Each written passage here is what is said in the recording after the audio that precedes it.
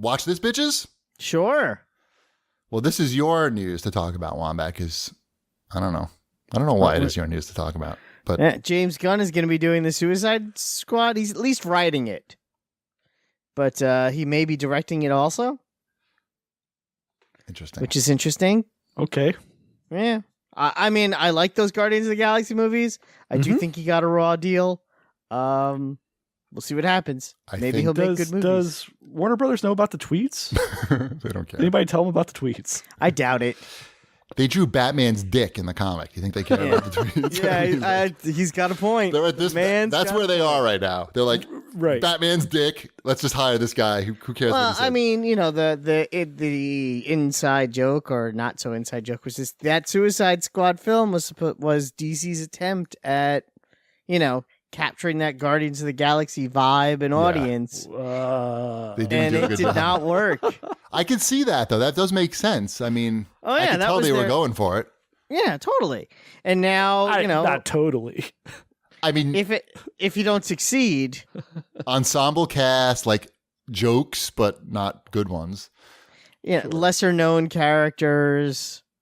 Yeah. Everything. Oh no. The recipe was there. They just forgot to, you know, they put salt in instead of sugar, like what I did in junior high. Yeah, exactly. Speaking of DC, it still was one of the better DC movies. I know. Though. That's the problem. And the most comfortable pair of shoes made out of shit is still shoes made out of shit. Right. So. But you could at least tell they were shoes. Some of the other ones, I'm not sure you would know that you were supposed to put them on your feet. Right. That's a good point. Speaking of DC, we just watched, the whole family actually just watched Batman Bad Blood, which just came out on Netflix. It's a DC animated movie. I watched it today. Oh, on the train? On the choo-choo. We liked it. I liked it too. A lot of action. Lesbian Batwoman. Yep. Did you see the pictures of Ruby Rose in her Batwoman costume? She looks just like the cartoon. I know, it's pretty crazy, right? It's 100% looks just like Batwoman in the cartoon, in this movie. I know. Bad Blood. Yep. You may have to check that out when those episodes air. What? Oh, is that going to be a TV show? They're doing the big crossover event of all the CW shows later this year, you know, where Supergirl and then The Flash and Arrow have like an hour, you know, like a 3-hour episode. Okay. So she's going to be on that, and then they're shooting a pilot. So we'll see where that goes. Yeah. I think that could be cool. She seemed good. I think so too. We also started watching season 2 of The Gifted. How's that? Which is the Marvel show on Fox. Fox. We watch it on Hulu, Fox. so I don't know. It's real good. I mean, it's very solid. Good, you know, good powers, good action, interesting story. You got the Hellfire Club in there. I don't know. I recommend it. It's a good one. All right. Ooh, I see some good movies coming up on this list. I'm excited. Who wants to go first? Shipwreck, do you want to go first or should I go first? What are we talking about? Solo? Yep. I watched Solo. Mm-hmm. Did you watch it Solo? GP and I did a spoiler cast on this, right? Yeah. Yeah. Did you? Did we? Did you? Yeah. I think we did. Okay. I saw Solo. It's really good, right? It's so weird when you're watching a movie that really never needed to be made. Right. Like, I'm sure you could say that about every movie. Like, no movie ever needed to be made. But you watch that movie and like, what's the point of this? To make money. And it didn't, which is even worse. It was pretty. I mean, I watched in the theater, and you know, when you're sitting in the theater by yourself watching it, I'm it's not a whole saying other I thing. hated it. I'm just saying it was pointless. I just liked It needed to be about different characters. Yeah. Like if these were different Star Wars characters. That's kind of what I was thinking the whole time too. Like, exactly. That's what everybody was thinking. If this was in Han Solo, if it was, you know, Frank alone. And it wasn't Chewbacca, it was some other Wookiee. Or not a Wookiee. Or, yeah, just some other alien thing. Yeah. That would make a lot more sense. But the whole time you're thinking, is this how Chewbacca, like, really acts? He's like a fucking deranged lunatic, but also can fly a spaceship. And did you enjoy how Han got his last name? Yeah, that was kind of dumb. That's like right out of Mad Magazine. It's just it was all very convenient. It was a lot of winks the movie. I found it weird that they sort of set up like a weird sequel thing also for a movie Right. that I don't think there was ever an intention of there being a sequel. It doesn't hurt to. I think it's like video games now. Like they always just put the sequel in there just in case that it succeeds. They can make another one. It's very good business. weird. It's Yep. not a good movie. No. And it's I did like it more than Rogue One. Okay. Sure. Yeah, it's less painful than that. That was sort of like. And the back half of Solo, not the last half hour of Solo is actually pretty good. I guess. As far as like a fun actiony. I don't know. type thing. Again, it's that same problem that it's the Star Wars dilemma in the sense that you have these 3 movies that were made, really at this point even 6 movies that were made, whether you like the original, the whatever, episodes 1 through 3 or not, is besides the point. You have these movies that were made and were not never meant to be expanded upon, but never meant to be expanded upon, I guess, in this way. And they're trying to, you're like, okay, here's our plot. Here's our story. How does it fit in this timeline?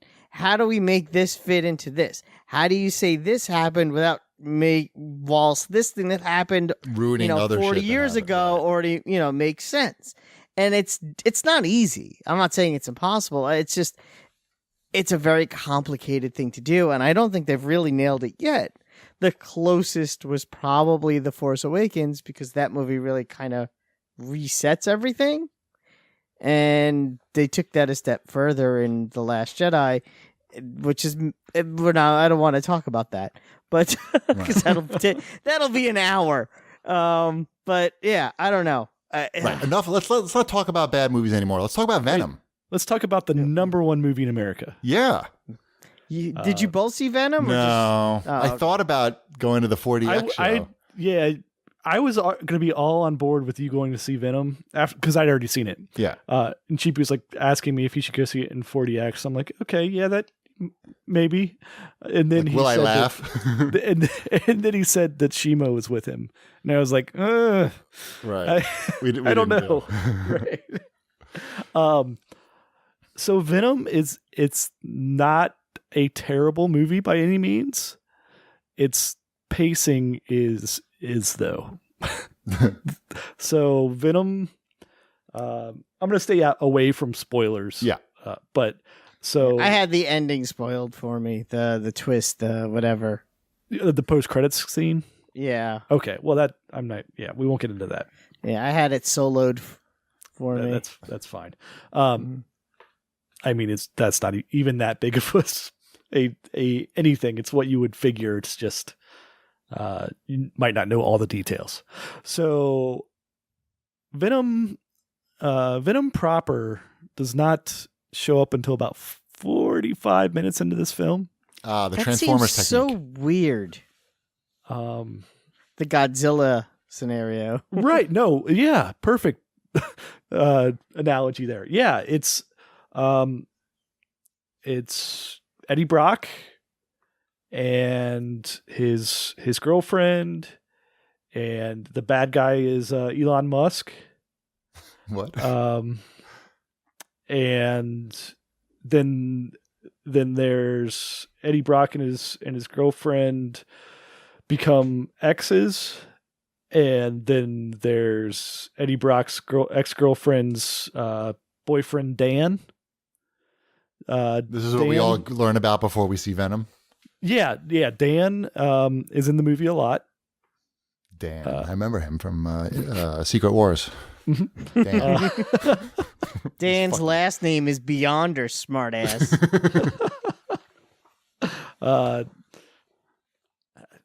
It's just Dan. I might see it if I get lonely or something. So, and I mean, need to- I'll see it eventually. I know that. I just don't know if I'll see it in the theater. The whole first part of the movie could be greatly condensed, and it could have gotten to like the action scenes. Like I would compare this. I don't know. Like to. It reminds me of kind of like Spawn, where it was like, okay, that's kind of okay to watch. It's got the right like action type stuff in it.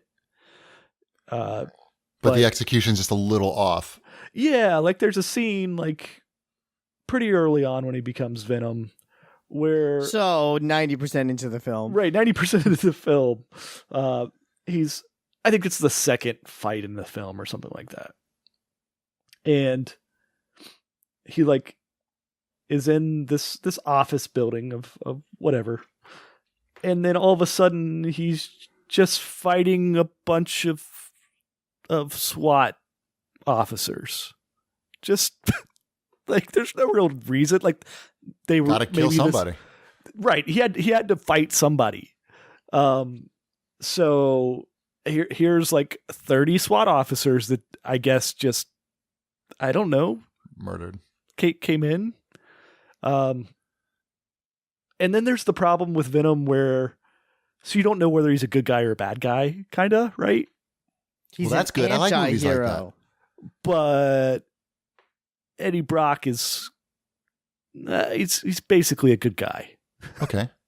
And the turning point for the symbiote, the Venom part of him is it's laughable. All right, you're not going to tell us though. I'm not going to tell you because you've got to see it for yourself, and the way that I don't know. It's an interesting. It's worth watching, I guess. I mean, it's the most successful October opening ever. I saw that. That's weird. We'll By see what 20 happens million, this like weekend. it made $80 million. Yep. In the course, that's 20 million more than anything that's ever been released in October. They must have paid a lot of marketing dollars. You see ads for it, but I wouldn't say it went nothing insane. crazy. Yeah. All right. Well, maybe there's we'll check room. it out. There's room for Venom. I will say. You can tell that Sony really wants him to be in the universe, but like just as you start like the movie and you're like they're showing all the logos and I'm like, did Marvel not give them the comic flip before this movie started? They have. I think they use a footage of a comic going into a garbage can. But so then eventually like it comes up there on the screen. I'm like, oh, okay, they got it. And then, then like it has like this, it reads like a disclaimer when I read it. It's like, Oh no, in association with Marvel or something. Like they looked at this. right. Well, They I know was we gonna made say, this. Kevin Feige's name is not on that movie, right? I don't know. Yeah, because I mean that's always the tell on whether or not you're watching a good Marvel movie or a bad one. Mm-hmm. But like this is much better than like people were asking me like how would I compare this to like the latest Fantastic Four movie, and this is loads better than that. Okay, well it doesn't take much. Right. I've had loads better than that. Right. Like this is not anywhere close to what the Marvel movies are. Like as well as far as like this is a completely enjoyable ride and it's well put together. Like as far as like how you put a movie together, but it's very watchable. I would watch it again. The popcorn is good. Is that what you were saying? Yeah, you just show up. Like don't worry about showing up 40 minutes into the film. You're going to be able to catch up pretty be fine. quickly. And I think you'd enjoy it from that point on. All right, there you go.